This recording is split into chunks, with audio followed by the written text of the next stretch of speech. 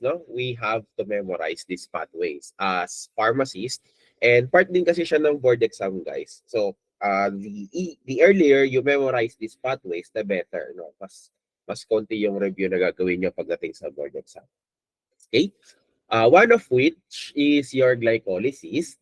So, the substrate, when I say substrate, guys, this is the reactant side of your pathway. Okay? The main substrate for glycolysis is your glucose. So, saan ba natin nakukuha yung glucose na yan? Okay? Usually, nakukuha yung mga glucose na yan sa pagkain na kinakain natin. And of course, doon sa tatlong pathways na aralin natin mamaya. Tama. Tatlong pathways na aralin natin mamaya, which are your gluconeogenesis, your glycogenolysis, and your fructose metabolism. Okay? So the first step for your glycolysis is just a transformation of your glucose into glucose 6-phosphate using the enzyme hexokinase. Okay, one thing you have to know about hexokinases or kinases in general, yung enzyme na kinases, they can add or they can subtract substances from the substrate. Okay, so in this case, imbis na nag-subtract siya, nag-add siya ng phosphate using the chemicals ATP and ADP. When we say ATP, that would be your adenosine triphosphate. Try ko magsulat ha. Pwede ba ako magsulat? Add text. Ay, hindi ako pinapayagan. Anyway. So, adenosine triphosphate, magiging adenosine diphosphate. Bakit siya naging diphosphate? Kasi dinonate niya yung isang phosphate group niya doon sa glucose. Kaya naging glucose 6-phosphate. Again, using the enzyme hexokinase. Okay? And after that, your glucose 6-phosphate will be transformed into fructose 6-phosphate using the enzyme phosphoglucose isomerase. So one thing you have to know about isomerases is that it transforms your substrate into an isomer of each other. So na-discuss na yan sa lecture. Your glucose, your fructose, and your galactose are just isomers of each other. No? Glucose and galactose are epimers. Epimers yung dalawa, si glucose at si galactose, while your glucose and fructose are isomerase, isomers of each other. So in that case, so for the second step, glucose 6-phosphate was transformed into fructose 6-phosphate using the enzyme phosphoglucose isomerase. Okay? And then, for step number 3, your fructose 6-phosphate will be transformed into fructose 1,6-biphosphate with the help of the enzyme phosphofructose kinase. So, we have another kinase here, guys. Kinase na naman yung nakita natin. So, ibig sabihin, we can add or we can subtract groups into our substrate. So, in this case, nag-add na naman tayo. Kaya siya naging biphosphate. No? Dalawa na yung phosphate group natin. Okay, dalawa na yan. Isa, dalawa. So, isa sa taas, isa sa baba. Okay? So after that, this enzyme it's called aldolase to. Itong fructose biphosphate aldose. Ang shortcut niyan guys is aldolase. So sundan niyo lang yan. ALDO-LASE. So aldolase. Madali lang yung tandaan kung naglalaro kayo ng ML Aldous or kung may tropa kayong pangalan na Aldous, no? Aldolase silang yan. Okay. So the enzyme aldolase will convert your fructose 1,6-biphosphate into two substrate, namely your dihydroxyacetone phosphate and your glyceraldehyde 3-phosphate. Among the two, ang gusto lang natin is si glyceraldehyde 3-phosphate. Yun lang yung matatransform natin eh. Yung dihydroxyacetone phosphate actually is just a byproduct. So ano gagawin natin sa kanya? Itatapon lang ba natin?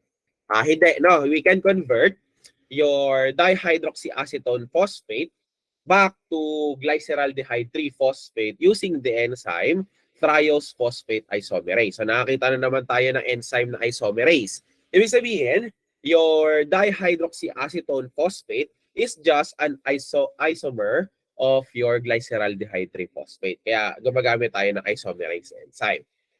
Ayan na. So na-convert na natin yung fructose 1,6-biphosphate into two substrate, your dihydroxyacetone phosphate and your glyceraldehyde 3-phosphate. And then yung dihydroxyacetone phosphate natin, na-convert na natin into glyceraldehyde 3-phosphate using the enzyme triose phosphate isomerase. So meron na tayong glyceraldehyde 3-phosphate.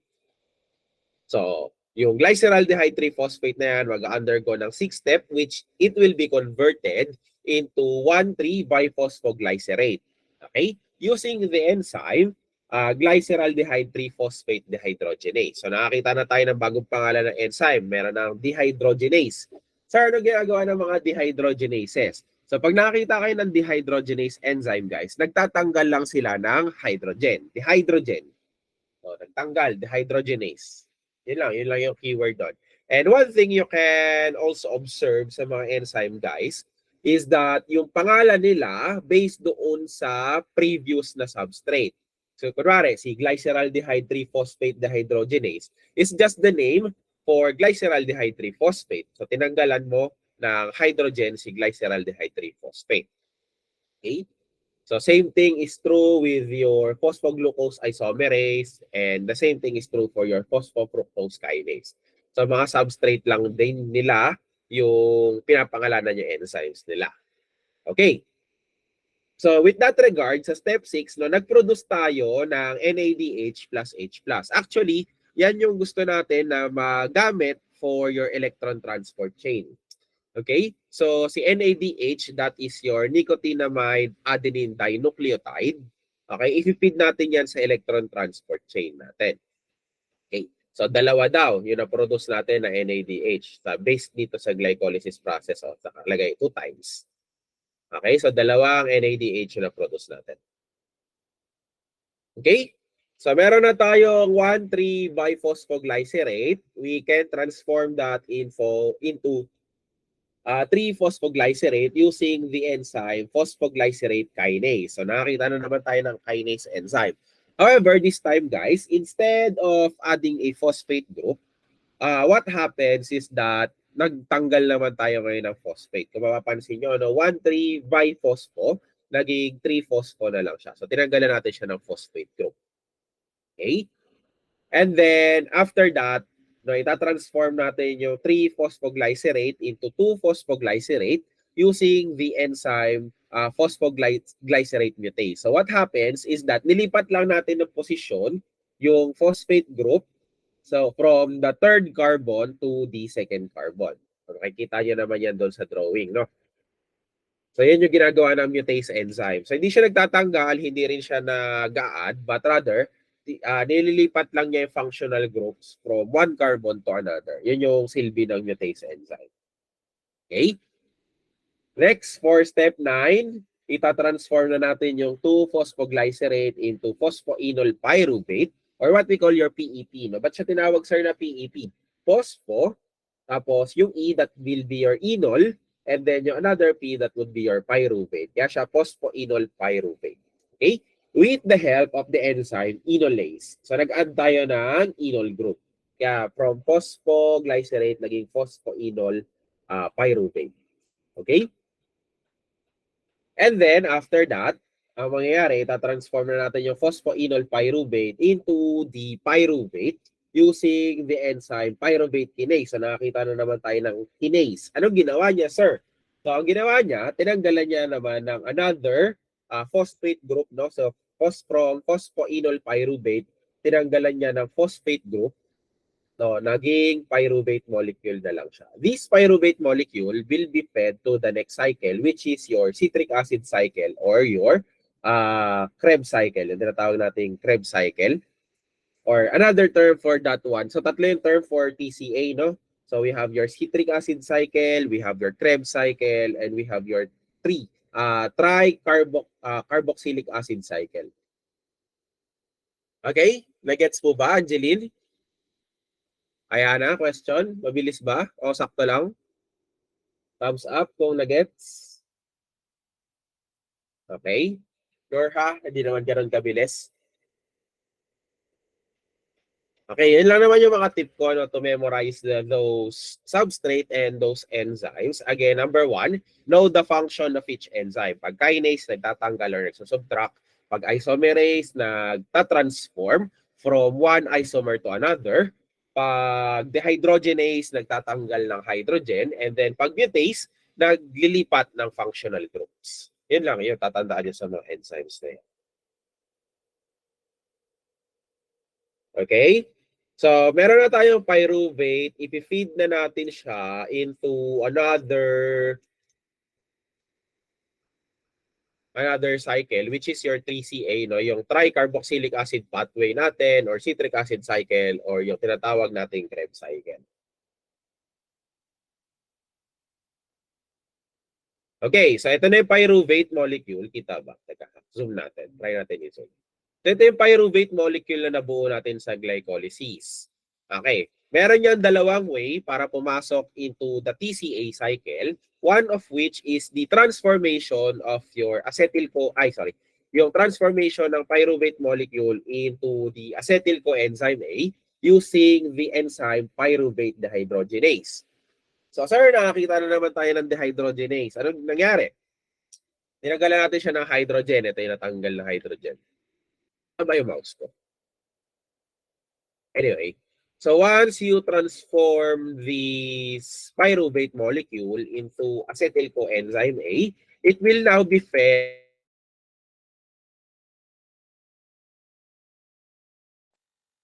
Okay, that is one way.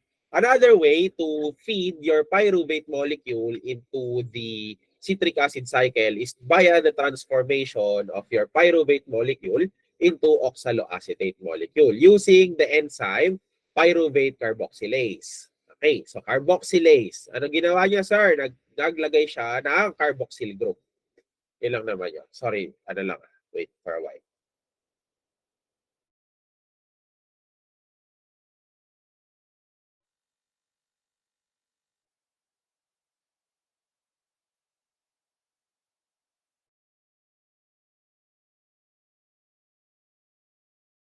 Okay, apologies for that disruption.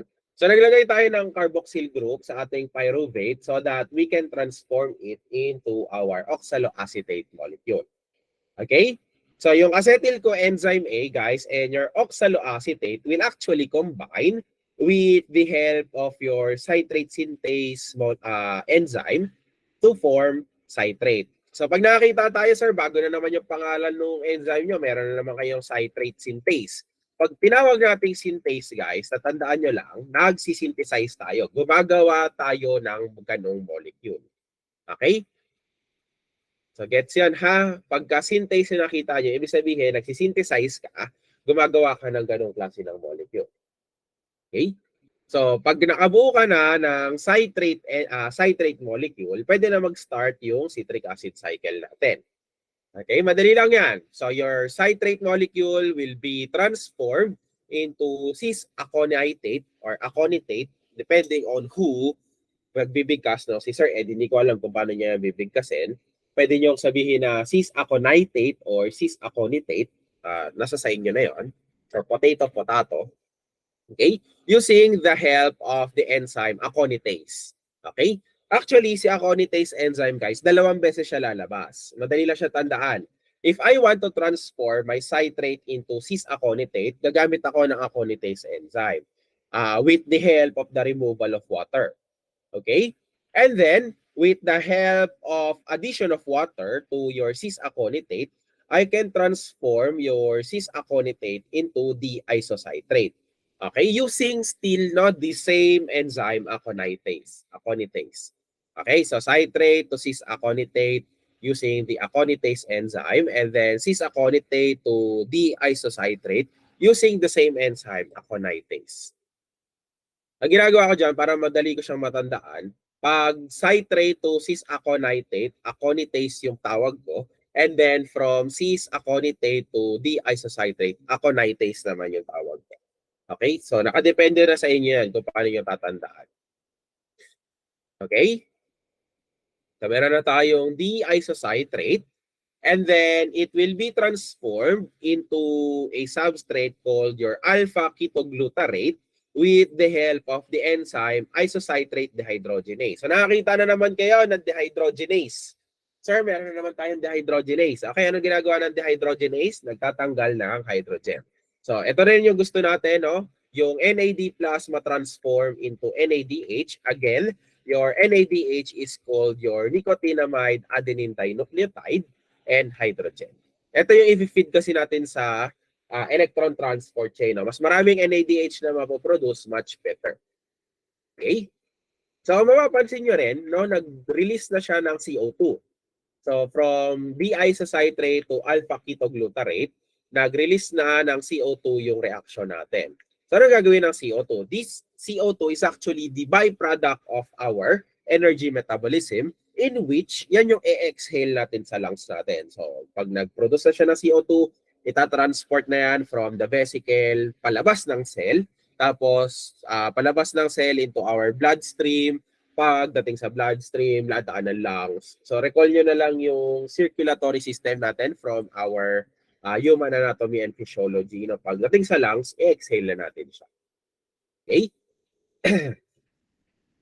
So, apologies for that one. Okay.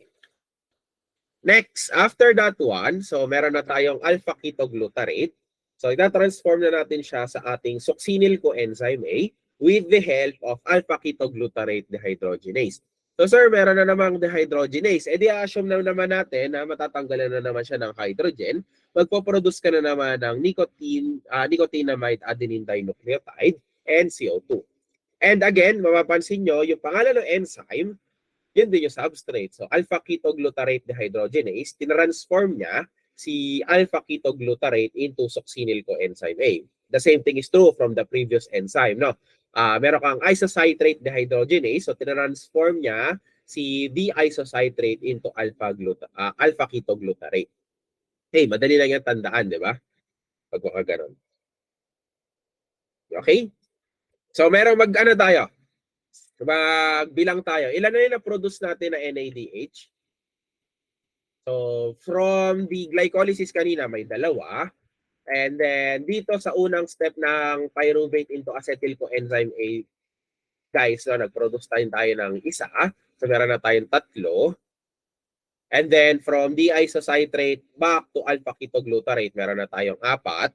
Okay? From alpha-ketoglutarate to succinyl coenzyme A, meron na tayong 5. Okay? So, meron na tayong 5 NADH. Yun ay napoproduce natin.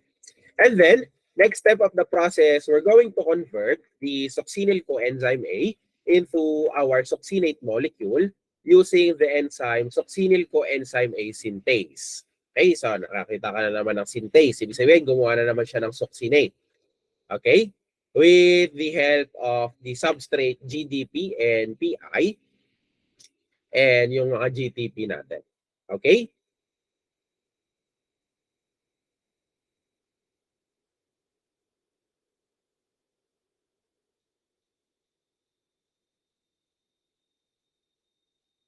Okay, so meron ka ng succinate molecule, itatransform naman natin siya into fumarate using the enzyme succinic dehydrogenase. Okay? So magkakaroon ka dyan ng reaction from Q to QH2. So hindi naman nagmamatter tong substrate na to, but know that you need a Q enzyme. Tawag kasi dyan Q enzyme, no? You need a Q enzyme to transform your succinate into fumarate. And then you're going to transform fumarate into malate, no, using the enzyme fumarase with the help of the addition of water. And then from malate, you will transform it back into oxaloacetate using the enzyme malate dehydrogenase. No? So may dehydrogenase na naman tayo. So nakapag-produce na naman tayo ng nicotinamide adenine dinucleotide. Okay? So yan yung gusto natin. So meron na tayong 6 na nicotinamide adenine dinucleotide. Tama ba? So 2 sa glycolysis, isa dito sa taas, so 3, 4, 5, 6. So tama, 6 nga yung na-produce natin. Okay? So kaya siya tinawag na cycle, guys, no? Paikot-ikot lang siya. So pagkatapos niya maging malate, pagka-produce niya ng NADH, magiging oxaloacetate na siya. And then that oxaloacetate will again react with your acetyl coenzyme A with the help of the enzyme citrate synthase to form citrate. Gets? Si Chrislyn, nandyan ba si Chrislyn? Thumbs up kung na-gets. Diana Rose. Si Diana. Thumbs up kung na-gets. Gian.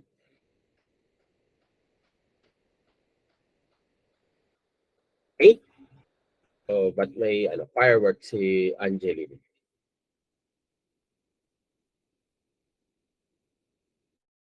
So that ends your citric acid cycle. Again, ang gusto natin kasi i-feed sa electron transport chain, hindi yung end product nitong citric acid cycle, but rather yung mga nabuo natin na nicotinamide adenine dinucleotides. Okay? So again, yan yung gusto natin i-feed sa ating electron transport chain. Okay, so pupunta na tayo sa electron transport chain. Ito na yon.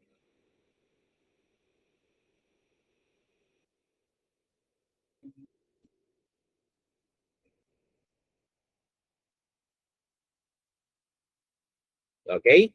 So sa electron transport chain, guys, meron tayong apat na complexes or apat na compartments. We have complex 1, we have complex 2, we have complex 3, and we have complex 4. And then the end product or the end cycle is your ATP synthase. Kaya siya tinawag na chain kasi sunod-sunod yung reaction niya. It's just like your glycolysis. So hindi siya cycle, ha? But rather, it's a chain, no? Chain reaction. Okay? So in your electron transport chain, the electrons go through a chain of proteins that increases its reduction potential and causes a release in energy. Most of those energy, guys, is dissipated as heat or utilized to pump hydrogen ions from the mitochondrial matrix into the intermembrane space and create a proton gradient. So ito yon. Gusto natin magpalabas na hydrogens doon sa mitochondria papunta sa cell cytoplasm, tapos bababalikin natin siya ng mitochondria. Okay?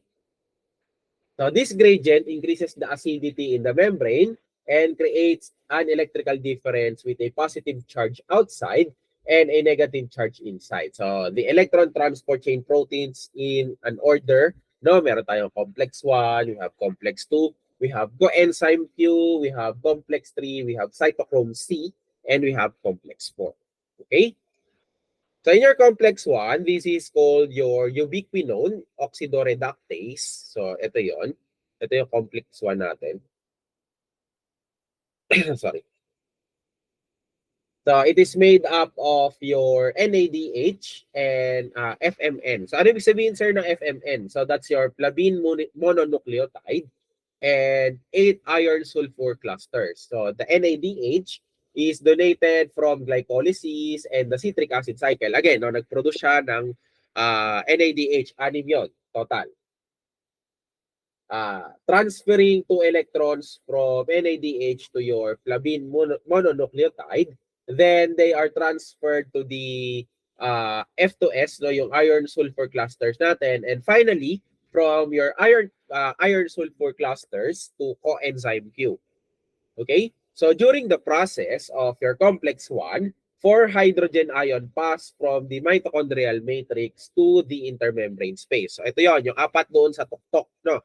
So papansin nyo, merong apat na hydrogen doon sa tuktok. Yan yung gusto nating ma-produce from the reactions. Okay? Sorry.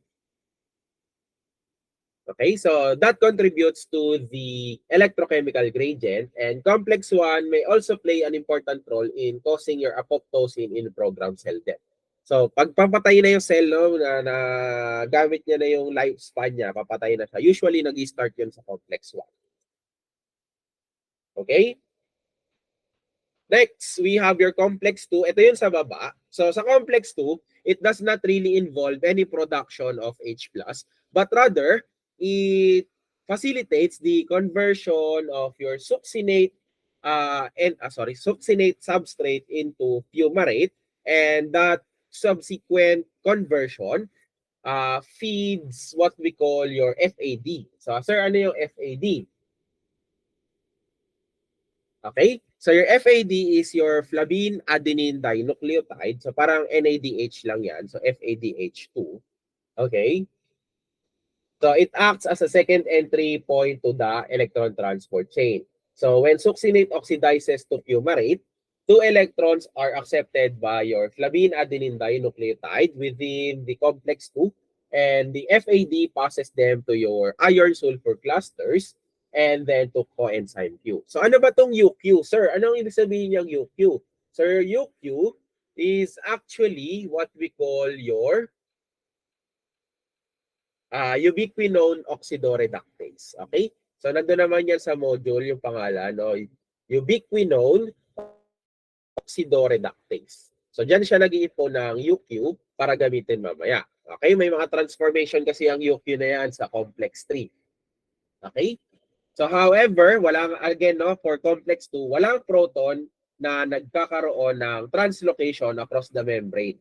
Therefore, less ATP is produced in this pathway. So meron na tayong complex 1, meron na tayong complex 2. Okay? So pupunta na tayo sa complex 3. So this is also known as your cytochrome C reductase. So it is made up of your cytochrome B Reisky subunits containing your iron sulfur subclusters and some cytochrome C proteins. So a cytochrome is a protein involved in the electron transfer that contains a heme group, no? So may oxygen group yan. The heme group alternates between the ferrous and ferric states during the electron transfer. And because cytochrome C can only accept a single electron for a while lang. Ha?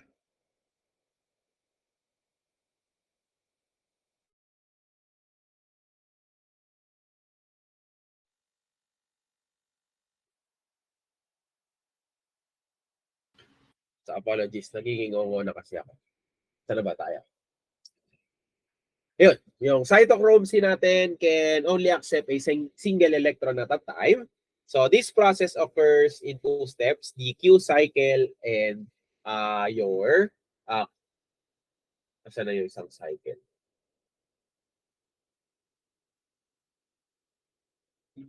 Okay, so sorry. So yung complex 3, nag-occur siya in 2 steps, no? Called your Q cycle. Ano yung 2 steps na yun, sir? So from UQ pool, nakukuha siya dyan ng mga electrons or mga ubiquinone oxidoreductase. Okay, itatransform niya into cytochrome B and then cytochrome C. And then from the fumarate na na-produce from complex 2, gagamitin niya yon to produce 4 moles or 4 amounts of your H plus molecule. Okay? So yun lang naman yung complex 3 reaction. And then from that, syempre subsequent reaction, magpoproduce siya ng cytochrome C. So that cytochrome C will be fed to our complex 4.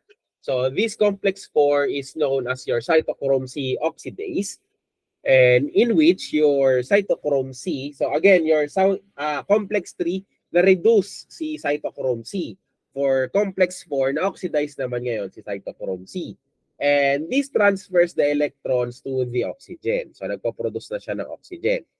Oh, sorry, rather nagre-require na siya ng oxygen. Hindi pala pwede mag-produce ng oxygen yung cell natin, but rather nagko-consume na siya ng oxygen. So saan nagaling yung oxygen, sir? Doon sa mga sa lungs natin, no? Huminga tayo. Kanina sa TCA cycle natin, nag-produce tayo ng carbon dioxide na idadalin sa lungs para i-exhale. For electron transport chain, pagka-exhale mo, syempre mag-i-inhale ka, kukuha ka ng oxygen, and that oxygen will be used by your electron transport chain to produce 2 moles of hydrogen in your complex 4 reaction. Okay, nagets po ba, Harville? Jade, thumbs up kung nagets kung saan ginagamit yung oxygen. Okay? So the final electron carrier in aerobic cellular respiration is your complex 4, and your cytochrome proteins A and A3, yan yon, ito yun, yung nasa membrane space. Okay, in addition to heme and copper groups of your complex 4 transfer, the donated electron to the bound dioxygen species and converting it into molecules of water. So again, kukuha ka ng oxygen, kukuha ka ng hydrogen, i-convert natin siya sa water, but from that process, nag-produce ka pa rin ng dalawang hydrogen molecule palabas ng space natin. Sorry, intermembrane space natin. So ilan na yung napalabas natin na hydrogen? 4, 4, 2. So meron na tayong 4, 8, 10. 10 na hydrogen yung total na napalabas natin.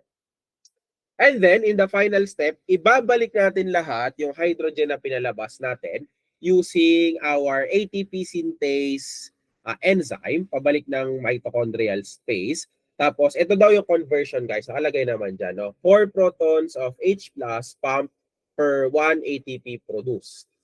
Okay?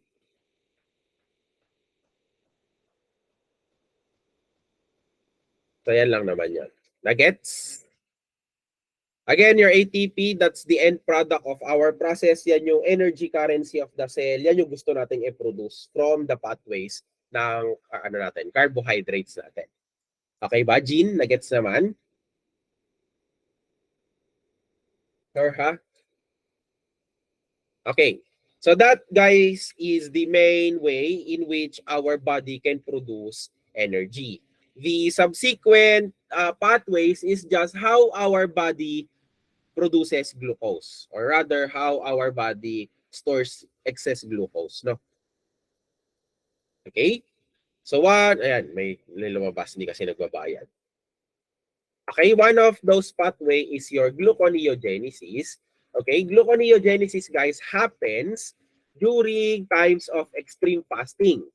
Okay, so kunwari si Ker, no, mahilig siya mag-fasting. Tapos wala siyang kinain na kanin or kahit anong carbohydrate molecule. So what your body will do, instead of consuming the glucose, edi ibabalik niya yung pyruvate into glucose, no, para mag-conserve. So the tamang term is conservation of energy. So that's your gluconeogenesis. So from the root word genesis, no, production. Okay? So kanina meron tayong glycolysis. Pag nakakita kayo guys ng term na lysis, ibig sabihin breakdown 'yon. So glycolysis is the breakdown of your glucose, while your gluconeogenesis is the breakdown of is the production of your glucose. Okay? So kung makikita nyo din, so sa glycolysis and gluconeogenesis, parehas, halos yung kanilang reaction except for 3 steps. Ano sir yung mga 3 steps na 'yon? Okay, number 1, yung step number 1 natin, glycolysis kasi guys, for a while lang.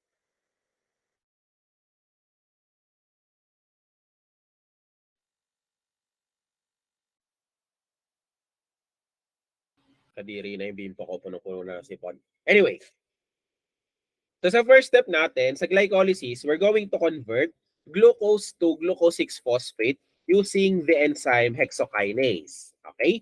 So recall, pag sinabi natin kinase, magdadagdag ng subgroup, no? In this case, nagdagdag siya ng phosphate group. However, for gluconeogenesis, instead of transforming your glucose to glucose 6-phosphate, it transform your glucose 6-phosphate pabalik sa glucose using the enzyme glucose 6-phosphatase. Okay? So guys, para maintindihan nyo itong graph na to, si glycolysis pababa yan, ha? Pababa yung basa dyan. For gluconeogenesis, ang basa naman dyan pataas. So, from pyruvate molecule, pataas tayo papunta sa glucose molecule. Nagets ba? Nagets, Angela? Na pataas tayo? Okay. So, basahin natin pataas, no, for gluconeogenesis. Mag-start tayo sa pyruvate, papunta sa phosphoenol pyruvate. Pero hindi siya pwedeng i-convert ng diretso. Okay? So, what will happen is that your pyruvate molecule will be converted into oxaloacetate molecule using the enzyme pyruvate carboxylase. Okay? And then, that oxaloacetate is actually part of your citric acid cycle. So, balik tayo doon. Di ba? Part siya ng citric acid cycle. Ito yung oxaloacetate natin, yung pyruvate natin, kinonvert natin sa oxaloacetate using pyruvate carboxylase. Okay? So, however, that oxaloacetate can actually be converted into phosphoenol pyruvate using the enzyme PEP carboxykinase. So, carboxykinase. So, instead of adding, nagtanggal ka. Okay? PEP, ibig sabihin lang ng PEP, guys, phosphoenol pyruvate. Okay? So, meron ka ng phosphoenol pyruvate. Pataas na tayo to 2-phosphoglycerate using the enzyme enolase. And then, from 2-phosphoglycerate, so makikita nyo, parehas lang ng enzymes yan. So, two-way reaction siya. So, enolase, papunta ng 2-phosphoglycerate. And then, pabalik ng 3-phosphoglycerate. Again, parehas ng enzyme yan, ha? Phosphoglycerate mutase. And then, from 3-phosphoglycerate, pabalik ng 1,3-biphosphoglycerate using the same enzyme, phosphoglycerate kinase. And then, from 1,3-biphosphoglycerate back to glyceraldehyde 3-phosphate using still not the same enzyme, glyceraldehyde phosphate dehydrogenase. And then ito babalik to into dalawang substrate, no? Again, dalawa yung napoproduce ng substrate natin, which is your dihydroxyacetone phosphate and your dihydroxyacetone phosphate tsaka yung glyceraldehyde 3-phosphate pabalik ng fructose 1,6-biphosphate using the enzyme aldolase. So nandito na tayo. Okay, so ito na yung pangalawang difference, no? Yung enzyme na fructose 1,6-biphosphatase. Sa glycolysis, to convert your fructose 1,6-phosphate into fructose 1,6-biphosphate, you will use phosphofructokinase. So nagdagdag ka dyan ng phosphate group. Pag gluconeogenesis, i-convert naman natin si fructose 1,6-biphosphate into fructose 6-phosphate using the enzyme fructose 1,6-biphosphatase. Okay? And then, pabalik ng step 2, which is conversion of your fructose 6-phosphate back into glucose 6-phosphate. So, parehas na ng enzyme phosphohexose isomerase or phosphoglucose isomerase. No? Parehas lang naman yan. And then, pabalik ng glucose from glucose 6-phosphate using the help of the enzyme glucose 6-phosphatase. So again, tatlo lang yung diferensya na steps from glycolysis and gluconeogenesis. One, ito, step 10, no? Sa glycolysis, we're going to convert phosphoenol pyruvate back to pyruvate using pyruvate kinase. But for gluconeogenesis, we're going to convert pyruvate into phosphoenol pyruvate via the pathway pyruvate to oxaloacetate with the help of enzyme pyruvate carboxylase. And then, oxaloacetate back to phosphoenol pyruvate with the help of the enzyme PED carboxykinase. And then sa step 3, ganon, no, we're going to convert your fructose 1,6-biphosphate into fructose 6-phosphate using the enzyme fructose 1,6-biphosphatase. And then after that, we're going to convert your glucose 6-phosphate back into glucose using the enzyme glucose 6-phosphatase. So tatlong steps lang yung magkaiba sa glycolysis and gluconeogenesis. So minsan guys, habang nangyayari yung glycolysis, nangyayari yung gluconeogenesis. So minsan sabayan nangyayari depending on the needs of your body. Minsan mas lamang yung glycolysis. Kailan sir lamang yung glycolysis? Number 1, pagka kumain ka ng marami. And then number 2, pagka kailangan mo ng energy. Okay? Kailan sir mas lamang yung gluconeogenesis? Pag nagfa-fasting ka, pag you are starving yourself, usually pag nagda-diet ka or ang tawag dito, nagpapa-medical ka, no? So kailangan mo mag-fasting pag nagpapa-medical ka. So doon mas lamang yung gluconeogenesis. Okay ba 'yan, Mika? Gets? Mark?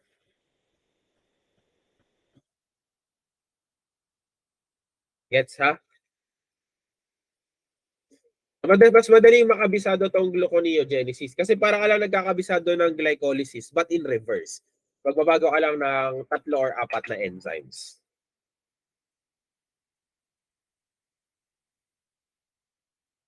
Okay? So next process about that is your glycogenolysis.